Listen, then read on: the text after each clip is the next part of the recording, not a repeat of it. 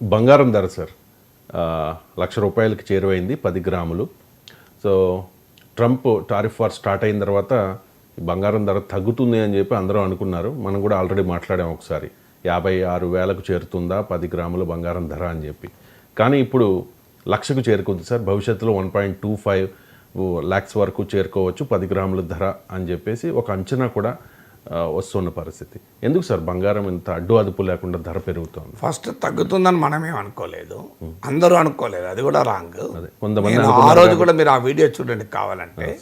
మీరు అడిగారు నన్ను 56,000కు తగ్గుతుంది అని వాళ్ళ ప్రచారం జరుగుతుంది అంటే తమ్నేల్లో 56,000కు తగ్గుతుందా అని క్వశ్చన్ మార్క్ పెట్టి ఉంటే చూస్తాడు జనం అని ఆసక్తిగా పెట్టవచ్చు. 56,000కు తగ్గదు అని చెప్పలేం కదా. సో తగ్గుతుందా తగ్గదా మనం గ్యారంటీగా కూడా చెప్పలేం. కానీ ఆ వీడియోలో నేను చాలా స్పష్టంగా చెప్పాను. మీరు ఆ వీడియో మళ్ళీ చూడండి, ఎందుకంటే మీరు కూడా తగ్గుతుంది అని అనుకున్నట్లు భావిస్తున్నారు కనుక జనానికి కూడా భావించే ప్రమాదం ఉంటుంది కనుక చెప్తున్నాను. 56,000కు తగ్గుతుంది అని ఒక అతను మాత్రమే, జాన్ మిల్ అనే అతను ఎస్టిమేట్ చేశాడు. ఆయన మార్నింగ్ స్టార్ అనే ఈ ఈక్విటీ రీసెర్చ్ ఫామ్కు చెందిన అతను. ఆయన 56,000కు తగ్గుతుంది అని అంచనా వేస్తున్నాడు. కానీ ఆయన ఒక్క అంచనానే లేదు, భిన్నమైన అంచనాలు ఉన్నాయి అని బ్యాంక్ ఆఫ్ అమెరికా అంచనా కూడా చెప్పాను నేను ఆ రోజు. నా గుర్తు, బ్యాంక్ ఆఫ్ అమెరికా $3,300కు గోల్డ్ మార్కెట్ వెళ్ళవచ్చు అని చెప్తోంది. అలాగే ఇంకో అంచనా కూడా చెప్పాను, 3,500 వరకు వెళ్ళవచ్చు అని. ఇప్పుడు ఏమైంది, వరల్డ్ మార్కెట్లో 3,500 వెళ్ళింది. అందువల్ల ఎక్కడా 56,000 తగ్గుతుంది అన్న అంచనాను నేనైతే ధృవీకరించలే. నేను ఆ రోజు కూడా చెప్పాను, ప్రపంచ గోల్డ్ మార్కెట్లో బ్యాంక్ ఆఫ్ అమెరికా 3,300కు పోతుందని అంచనా వేస్తున్నారు. ఇతర ఇంకో ఏజెన్సీ పేరు కూడా చెప్పాను, గుర్తులేదు. కానీ అది 3,500కు పెరుగుతుందని అంచనా వేస్తున్నారు. ఈ మార్నింగ్ స్టార్ ఈక్విటీ ఫామ్ అతను మాత్రం తగ్గుతుంది అని అంటున్నాడు. సో లెటర్స్ మనం ఏమీ చెప్పలేము అని చెప్పాను. సో అన్నట్లే ఇవాళ 3,100 దాటి బ్యాంక్ ఆఫ్ అమెరికా అంచనా దాటి 3,500 చేరింది. ఇది మొదటి పాయింట్. రెండవది, మీరు ఇంకా పెరుగుతుందని అంచనాలు వస్తున్నాయి అన్నాడు. మీరు అనడానికి కారణం ఇవాళ ఏదో ఒక పేపర్లో 1,23,000కు పోతుంది అని. ఇది చాలా డేంజరస్గా మనం ప్రెడిక్ట్ చేయడం. ఎందుకంటే బంగారం చాలా వోలటైల్గా ఉంది. ఇలాంటి వోలటైల్గా ఉన్నప్పుడు మనం పెరుగుతుంది అని రాయడం కానీ చెప్పడం వల్ల కానీ కొంతమంది పాపం ఇన్వెస్ట్ చేసే ప్రమాదం ఉంది. పెరిగితే సంతోషం, లాభపడతారు. కానీ తగ్గిపోతే, ఎందుకంటే గోల్డ్ ప్రైస్ చాలా వాలటైల్గా ఉంది. ఇప్పుడు ఉదాహరణకు ఈ 1 monthలో 13% పెరిగింది గోల్డ్. 8,100 రూపాయలు పెరిగింది ఒక నెల లోపల. నీకు ఐ థింక్ ఇటీవల నేను గోల్డ్ ప్రైసెస్ గమనిస్తున్న కొన్ని దశాబ్దాలుగా ఇలా టీవీలో విశ్లేషించినప్పుడు నుంచి నాకైతే గుర్తులేదు ఇంత వొలటాలిటీ. మీకు ఈ 2025లో 26% పెరిగింది గోల్డ్ ప్రైస్. అంటే మీరు ఒక 1,00,000 రూపాయలు కనుక 2025 జనవరి 1న గోల్డ్లో ఇన్వెస్ట్ చేస్తుంటే 1,28,000 26% పెరిగింది. 20,800 పెరిగింది, 26% పెరిగింది. అంటే మీరు 1,00,000 రూపాయలు పెడితే 1,20,000 వచ్చింది ఇప్పుడు. సో కరెక్ట్గా ఫిగర్ అయితే 26% పెరిగింది. తులానికి 20,800 పెరిగింది ఒక్క ఈ జస్ట్ 4 monthsలో. 4 monthsలో 20,800, 1 monthలో 8,100 పెరిగింది. ఇంత భారీగా పెరిగినము, మళ్ళీ రేపు పెరుగుతుంది. ఇంకా నోబడీ నోస్, పెరుగుతుందా తగ్గుతుందా ఎవరము చెప్పలేము. అన్ని రకాల ప్రిడిక్షన్స్ ఉన్నాయి. మీకు వాస్తవంగా 1 lakh దాటలేదు, 97,000 వచ్చింది. 3% GST కూడా ఉంటుంది కనుక అది 1 lakh చేరింది. ఇంకా యాక్చువల్ 1 lakh దాటలేదు ఇంకా. సో అందువల్ల మనము గోల్డ్ పైన, గోల్డ్ అనే కాదు స్టాక్స్ పైన ప్రిడిక్షన్ ఇచ్చేటువంటి పని మనది కాదు. వీఆర్ నాట్ ఫిన్ఫ్లుయెన్సర్స్ అంటారు, ఫైనాన్షియల్ ఇన్ఫ్లుయెన్సర్స్ అని. ఫైనాన్షియల్ ఇన్ఫ్లుయెన్స్ పైన కూడా ఇవాళ సెబీ ఇతర రెగ్యులేటర్లు చాలా నిఘా పెట్టారు. అందువల్ల ఐఎమ్ నాట్ ఎ ఇన్ఫ్లుయెన్సర్ కనుక గోల్డ్ పెరుగుతుంది అని మీరు ఇంట్రొడక్షన్లో చెప్పారు కనుక ఇది చూసి కొనే అవకాశం ఉంటుంది. పెరుగుతుందో పెరగదో నాకు తెలియదు, ఎవరు చెప్పినా నమ్మకండి. ఇది మీరు కాషియస్గా ఇన్వెస్ట్ చేయాలనుకుంటే మీ రిస్క్ అపటైట్ ఎంతో చూసుకొని, పెరిగితే ఆనందపడతాం కానీ తగ్గితే నష్టపోయటానికి సిద్ధపడితే ఇన్వెస్ట్ చేయండి. Nobody knows.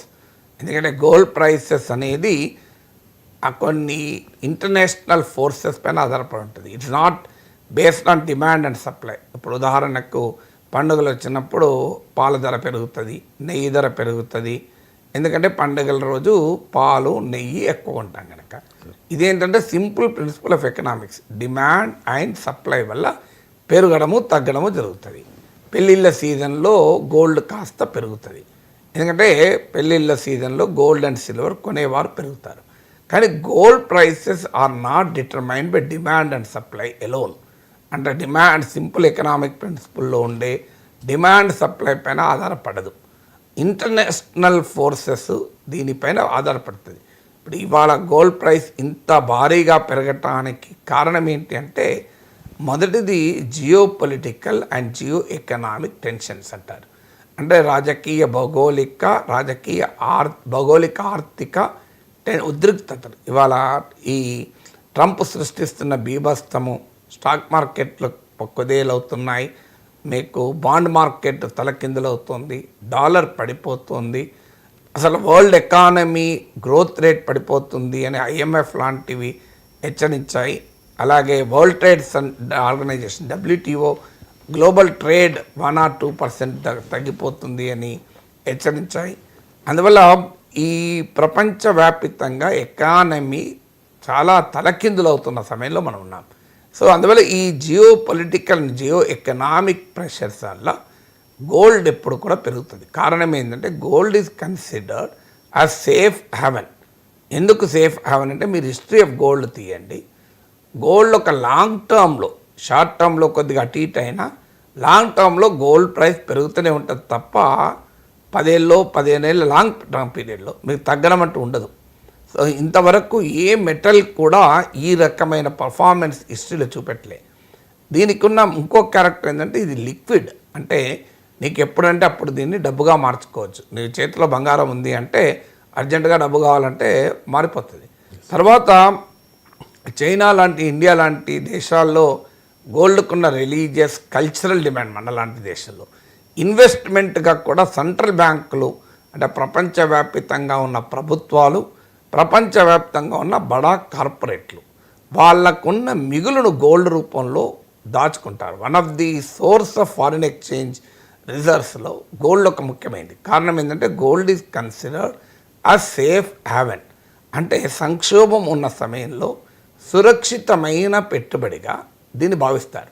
అందువల్ల ప్రపంచంలో Trump induced geo political geoeconomic tensions పెరిగాయి కనుక గోల్డ్ పట్ల భారీగా ఆసక్తి పెరిగింది. ఇది మొదటి కారణం. రెండో కారణం ఏంటంటే డాలర్. సాధారణంగా మీరు కనుక gold movement, price movement, dollar price మూమెంట్ను కనుక మీరు స్టడీ చేస్తే, కంపేర్ చేస్తే జనరల్గా ఇన్వర్స్ రిలేషన్షిప్ అంటారు. అంటే గోల్డ్ పెరిగితే డాలర్ తగ్గుతుంది, డాలర్ పెరిగితే గోల్డ్ తగ్గుతుంది. సో డాలర్ ధర మూమెంట్ను బట్టి గోల్డ్ మూమెంట్ ఉంటుంది. చాలా కొన్ని ప్రత్యేక కారణాలు ఉన్నప్పుడు మాత్రమే బోత్ డాలర్ అండ్ గోల్డ్ పెరుగుతుంది, లేదా బోత్ డాలర్ అండ్ గోల్డ్ తగ్గుతుంది.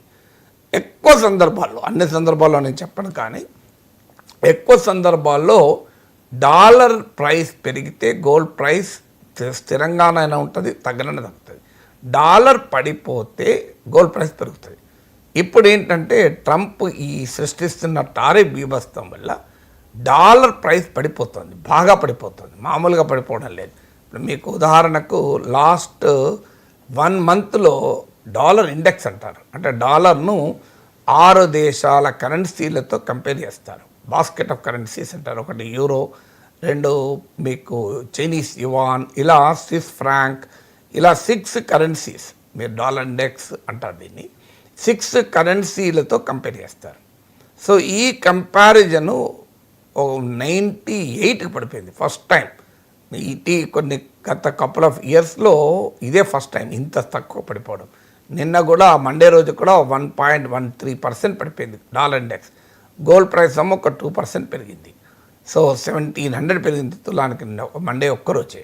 సో కారణం ఏంటంటే డాలర్ ఇండెక్స్ 98కి పడిపోయింది. నేను డాలర్ 109 నుంచి చూస్తుంది ఈ మధ్యకాలంలో. 109 నుంచి మొదలుకొని ఇప్పుడు 98 పడిపోయింది. సో డాలర్ ప్రైస్ ఇప్పుడు లాస్ట్ 3 monthsలో 10% పడిపోయింది డాలర్ ప్రైస్. సో అందుకే మీరు గమనించండి, ఒకప్పుడు రూపాయి విలువ 88కి పోయి ఇప్పుడు 85కి వచ్చేసి 85కి వచ్చి 88కి పోయి. సో అందువల్ల డాలర్ ప్రైస్ పడిపోవడానికి అనేక కారణాలు ఉన్నాయి. దీనికి ముఖ్యమైన కారణం ఏంటంటే investor confidence in American economy, American assets అంటారు, ఎకానమీ కూడా కాదు, అమెరికన్ అసెట్స్ లేదా డాలర్ డినామినేటెడ్ అసెట్స్లో పెట్టుకోవడానికి ఇన్వెస్టర్ కాన్ఫిడెన్స్ అనేది సడలిపోయింది. ట్రంప్ అనుసరిస్తున్న ఈ అన్ప్రిడిక్టబుల్, ఎందుకంటే మరీ ముఖ్యంగా టారిఫ్లకే కాదు, అన్ప్రిడిక్టబుల్. ఒకసారి టారిఫ్లు పెడతాడు, ఒకసారి ఆపుతాడు, మళ్ళీ విధిస్తాడు, విధించిన గంటల్లోనే 90 రోజుల విరామం అంటాడు, ఒకసారి చైనా పైన 245% అంటాడు, మళ్ళీ వెంటనే చైనాతో ఒప్పందం కుదరబోతోంది అంటాడు. ఇలా క్షణానికి మారేటువంటి విధానము ఇన్వెస్టర్లకు నచ్చదు. Investors need stability, good or bad, they want stability. So Trump is highly unpredictable, highly uncertain. So దానివల్ల ఏమవుతుందంటే డాలర్ పైన విశ్వాసం పోతుంది. సో దీనికి కారణం ఏంటంటే మీకు ఇప్పుడు ఇటీవల బ్యాంక్ ఆఫ్ అమెరికా ప్రపంచంలో ఉన్న 164 ఫండ్ మేనేజర్ని ఇంటర్వ్యూ చేసింది. టాప్ ఫండ్ మేనేజర్స్ అంటే ఇలా ఈక్విటీ ఫండ్స్ను, పెన్షన్ ఫండ్స్ను, ఇన్సూరెన్స్ ఫండ్స్ను, రకరకాల ప్లేస్లో ఇన్వెస్ట్ చేసే వాళ్ళని ఫండ్ మేనేజర్స్ అంటారు. ఇప్పుడు మనం మ్యూచువల్ ఫండ్లో డబ్బులు పెడితే మన తరఫున ఆ మ్యూచువల్ ఫండ్ ద్వారా ఇతర ప్లేస్లో ఇన్వెస్ట్ చేస్తారు. ఇలా టాప్ 164 ఫండ్ మేనేజర్స్ని ఇంటర్వ్యూ చేస్తే మీరు అమెరికన్ ఈక్విటీస్లో పెడతారా, పెట్టుబడి అంటే ఫిబ్రవరిలో 6% మాత్రం అనుమానాన్ని వ్యక్తం చేశారు. మేము పెట్టాలంటే ఆలోచిస్తాం, అమెరికా స్టాక్ మార్కెట్ ఏమవుతుందో తెలియకుండా ఉంది అన్నారు. ఇది ఫిబ్రవరి. ఇప్పుడు 49% మేము పెట్టము అన్నారు. So this shows how American economy పైన, అమెరికన్ అసెట్స్ పైన గ్లోబల్ ఇన్వెస్టింగ్ కమ్యూనిటీకి ఎలా తగ్గిపోతుంది విశ్వాసనతానికి ఇందుకు ఉదాహరణ. దాంతోపాటు రిసెషన్ ఫియర్స్, మనం చాలాసార్లు చెప్పాను రిసెషన్ గురించి. ఇప్పుడు తాజాగా మీకు జేపీ మార్గాన్ 60% ప్రాబబిలిటీ అంది, గోల్డ్మాన్ సాక్స్ 35% అంది, S&P గ్లోబల్ 30 to 35% ఉంది. WTO IMFలో కూడా ఎకనామిక్ గ్రోత్ దెబ్బతింటుంది, గ్లోబల్ ట్రేడ్ దెబ్బతింటుంది అంటున్నారు. సో అందువల్ల ఇవన్నీ అమెరికన్ స్టాక్ మార్కెట్ భారీగా పతనం అవుతోంది. సో దీనివల్ల ఏమవుతుంది అంటే బిజినెస్ కాన్ఫిడెన్స్, కన్జ్యూమర్ సెంటిమెంట్ పడిపోతుంది. అమెరికాలో ఇన్ఫ్లేషన్ పెరుగుతోంది. ఇన్ఫ్లేషన్ పెరిగినప్పుడు ఆ దేశ కరెన్సీ విలువ పడిపోతున్నట్టు లెక్క. ఎందుకంటే నీకు వస్తువుల ధరలు పెరుగుతున్నాయి కంపేర్ టు కరెన్సీ. ఇవాళ మీకు అమెరికాలో ఎవరినైనా అడగండి, వాళ్ళు ఒక 3 నెలల క్రితం గ్రాసరీ స్టోర్కి వెళ్తే అయ్యే బిల్లు, ఇప్పుడు అయ్యే బిల్లు చూడండి, వాళ్ళ పర్సనల్ ఎక్స్పీరియన్స్ బిల్ పెరుగుతోంది. సో ఇలా ఈ పరిణామం అంటే తర్వాత ఎప్పుడో మేక్ అమెరికా గ్రేట్ అగైన్ అంటున్నాడు, కానీ ట్రంప్ కూడా అంగీకరిస్తున్న పీరియడ్ ఆఫ్ ట్రాన్సిషన్ చాలా పెయిన్ఫుల్గా ఉంది. అందువల్ల డాలర్ పైన గ్లోబల్ విశ్వాసం సన్నగిలుతోంది. దాంతోపాటు ఈ టారిఫ్లు విధించడము, డాలర్ను వెపనైజ్ చేసుకునే ట్రంప్ విధానం ఇప్పుడు రష్యా, ఇరాన్ విషయంలో చూశాం.